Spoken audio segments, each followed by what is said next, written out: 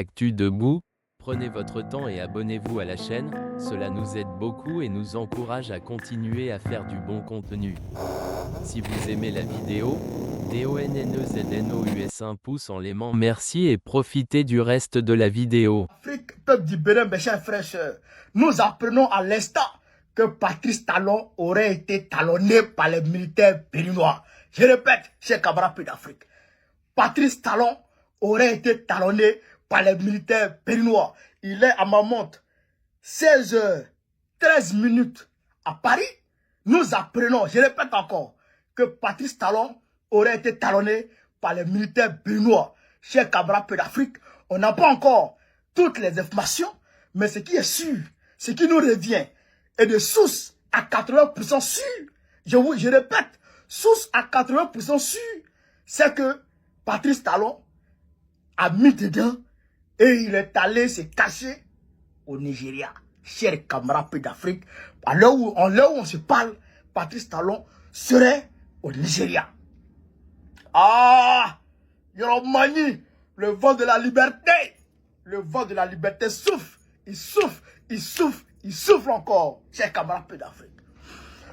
On n'a pas encore les raisons, toutes les raisons.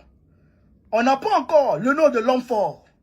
On n'a pas encore le nom, chers camarades d'Afrique, du commando qui a opéré cet exploit pour le peuple béninois. Mais on est en mesure de dire que c'est à cause de l'attaque terreau barbare qu'il y a eu, chers camarades d'Afrique, la semaine dernière au Bénin. À la frontière Bénin, Burkina Faso et Niger. La zone des trois frontières entre les trois pays. Il y a eu une attaque meurtrière là-bas. Officiellement, on dit 28 morts. Mais on sait que ce n'est pas 28. Parce que les images que moi j'ai vues, les images que l'homme m'a envoyées, non mais moi-même je suis tombé des nues. C'était un carnage. Et après ça, Patrice Talon, au lieu de parler pour, on va dire, fortifier, pour remonter le moral des troupes, il parle en bizarre. Il parle en bizarre.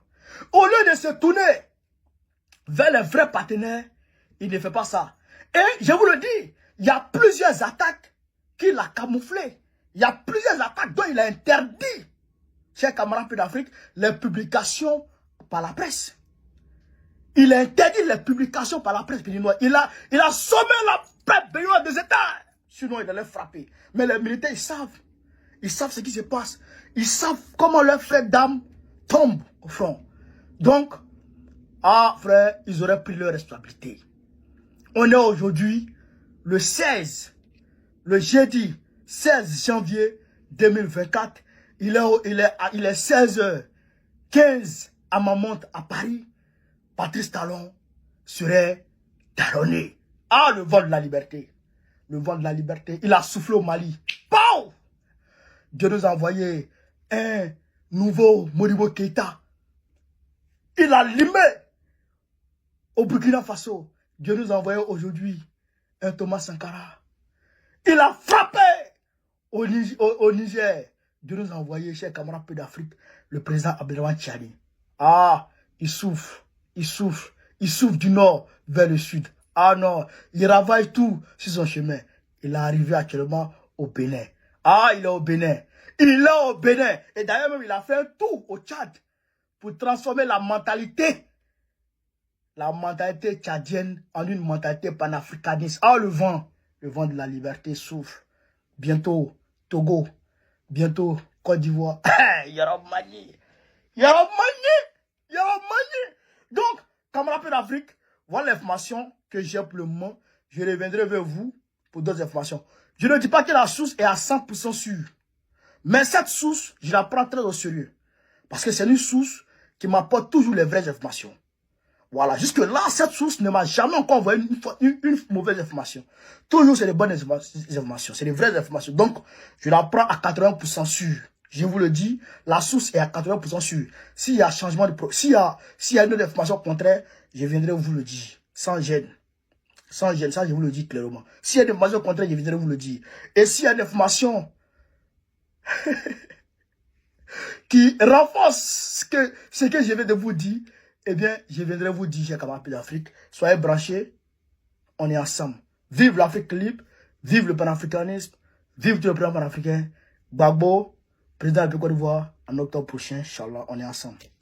L'armée béninoise est sauvagement attaquée. L'armée béninoise laisse sur le carreau plus de 28 de nos braves soldats, de nos frères et sœurs, des pères de famille, des familles de notre Afrique béninoise ont été endeuillées.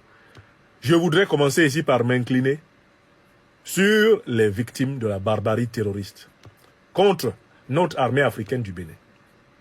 Il n'est pas question pour moi ici de prendre le moindre plaisir à ce qu'on assassine atrocement les soldats d'une armée nationale qui font le travail de protection de leur peuple.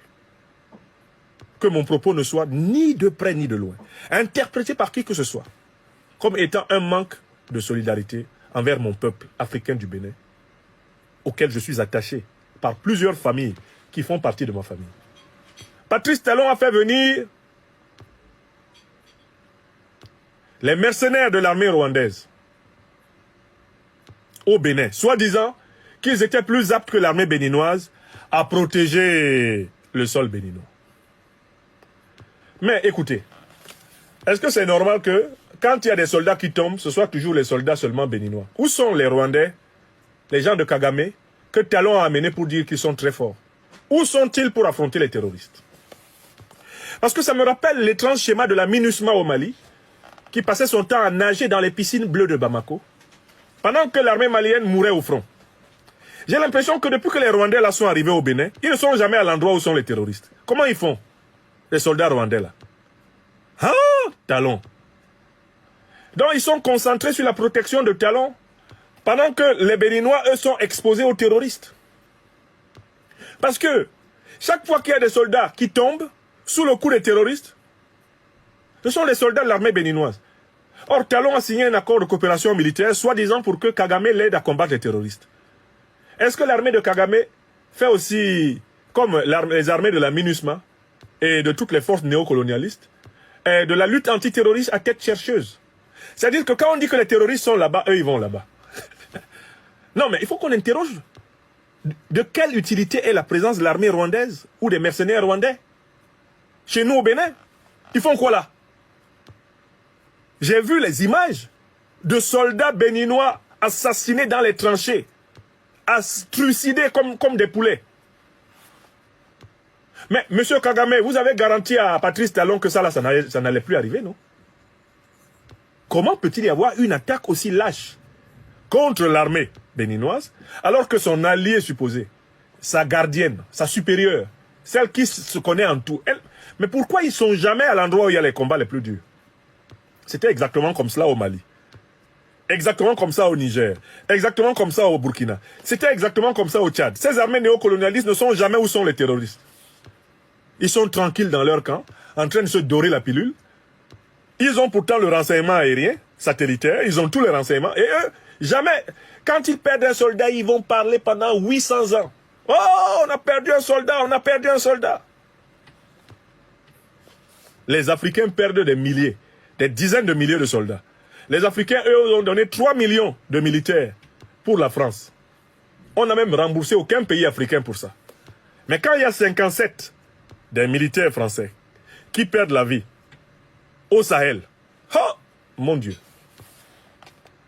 on nous bassine avec ça le matin, à midi, le soir, même quand on dort, on nous rappelle ça. Bon, les Rwandais, sont-ils en train de se comporter dans la lutte antiterroriste au Bénin comme la MINUSMA et toutes les troupes néocolonialistes occidentales se comportaient au Burkina, au Mali, au Niger et même au Tchad? Parce que l'une des raisons pour lesquelles le Tchad a demandé à l'armée française de partir, c'est sa non-assistance à Tchad en danger. Le président Déby l'a dit, non? C'est pas moi qui ai dit ça. C'est le président maréchal Mahamat Idriss Déby. Il dit la présence est obsolète. Est-ce que la présence de l'armée rwandaise au Bénin, béninoise, est-ce qu'elle n'est pas obsolète?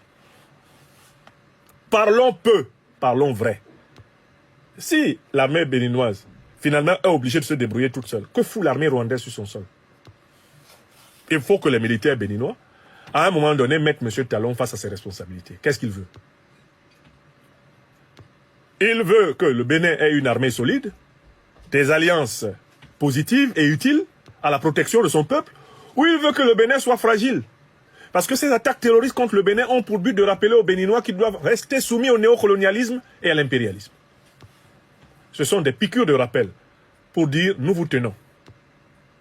Ce sont des piqûres de rappel pour dire au Bénin, si vous allez vers l'AES, si vous allez construire une alliance avec le monde multipolaire, on va vous faire la peau.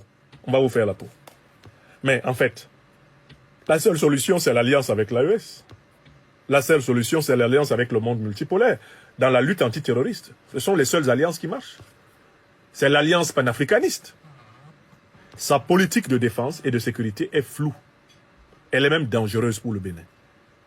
Je salue la mémoire une fois de plus des soldats béninois tombés et j'appelle à une clarification géostratégique et géopolitique au Bénin. Parce que ce pays ne va pas être livré aussi facilement à la duplicité